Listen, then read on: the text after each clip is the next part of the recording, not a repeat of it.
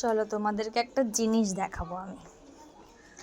জিনিসটা হলো গিয়ে ম্যাক্সিমাম মানুষ বলো পুরুষ বলো, মানে ছেলেরা আর কি, এখন পুরুষ মানুষ কজনই বা, তো তারা বলে মেয়েরা নাকি টাকা পয়সা চেনে, টাকা ছাড়া নাকি তারা এক পাও চলে না। হ্যাঁ, তো আমি শুধু মেয়ে মানে ছেলেরা না, এটা কিন্তু অনেক মানুষরাই এরকম বলে, ঠিক আছে, সেটা অনেকেই বলে। তো তাদেরকে আমি বলতে চাই যে সব মেয়েরা সমান হয় না। ফার্স্ট এটা তো একই কথা বলবো আমি, যে সব মেয়েরা একদম সমান হয় না। আর তার মধ্যে আমি তার এক্সাম্পল দিচ্ছি, মানে প্রমাণসহ আমি নিজের ক্যারেক্টারটা বলছি। দেখো, এই যে জায়গাটা দেখতে পাচ্ছ, এই জায়গাটাতে কিন্তু আমি দুটো বাচ্চা স্বামী নিয়ে সংসার করি, ঠিক আছে। এত হাড় কাঁপানো ঠান্ডার মধ্যে আমি এখানটাতে কিন্তু পুরো ঠান্ডাকালটা কাটিয়ে দিলাম। হ্যাঁ, কষ্ট হয়নি বলবো না, হয়েছে, কারণ কি ছেলেদের দুটো কম্বল আছে, আমাদের কিন্তু মিয়া বিবির একটাই কম্বল। খুব কষ্ট হয়েছে, রাত্রিবেলা মশারি টাঙিয়ে মশারির উপর দিয়ে ওই চাদরগুলো পুরো পেটআপ করে আমরা একদম মানে ক্যাম্প যেরকম হয় সেরকম করে আমরা ঘুমিয়েছি। আর এই জায়গাটা দেখো, যতই এই জায়গাটা আমি পরিষ্কার করি না কেন, এই যে ঢেকে রেখেছি দেখেছো, সব জামা কাপড় নোংরা হয়ে যায়। দুদিন অন্তর অন্তর সারা জায়গাতে ধুলোর একদম সাদা স্পট পড়ে যায়। এইরকম জায়গাতে থাকা যায় না। এক তো এইরকম দেয়াল, তার উপর এরকম নিচে রাফ ঢালাই, ঠিক আছে, এরকমভাবে আমি থাকি। আর ঘর ভাড়া দিতে পারছিলাম না বলেই প্রচণ্ড প্রেশার পড়ে গেছিলো ওর বাবার, ঘর ভাড়া দিতে পারছিলাম না বলে আমি একান্ত আমার বাপের বাড়ির ছাদে এরকমভাবে থাকতে শুরু করেছি।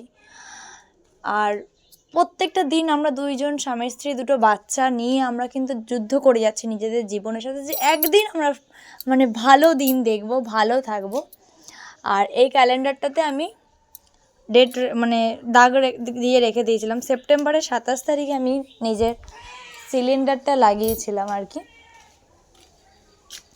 সিলিন্ডার লাগিয়েছিলাম। তো এটা এই কদিন আগে সিলিন্ডারটা আমার শেষ হয়েছে, ঠিক আছে। তাও নাই না করে 4 মাসের মতন আমার সিলিন্ডার চলে গেল। আর সিলিন্ডার থাকা সত্ত্বেও কিন্তু আমি উনুনে রান্না করি, ঠিক আছে। এই জেনারেশনে ঠিক কটা মেয়ে এইরকম করতে পারবে বা পারে, আমাকে একটু কেউ দেখাবে বা কেউ বলবে জোর গলায়। কিন্তু আমি কিন্তু আমার স্বামীর মানে যতটা আর কি, যতটা অ্যাডজাস্ট করে পারা যায়, আমি কিন্তু আর 5টা বইয়ের মতন ওই নতুন শাড়ির মডেল এলো বলে আমি দোকানে দৌড়ালাম না, বা দোকানের ওই বউটাকে বলেও আসবো না যে আমার জন্য শাড়িটা রেখে দিও, যে আমি আমার স্বামীর কাছ থেকে টাকা নিয়ে এসে আমি কিনবো, আর সেটার যদি স্বামী কিনে না দেয় তার সাথে আমি ঝগড়া করব। হ্যাঁ, আর আমি দেখেছি, আমি এখানে কোনো ফেরিওয়ালা আসলেই টাকা নিয়েই সবাই দৌড় মারে, একটা লিপস্টিক কেনে, কেউ নেল পলিশ কেনে।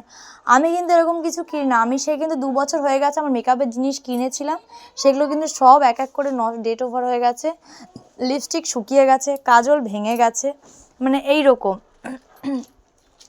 আমি কিন্তু আমাকে দেখলে, যারা আমাকে নিত্যদিন যারা আমাকে দেখে তারা দেখলেই আমাকে বুঝতে পারবে যে আমি ঠিক কেমন থাকি।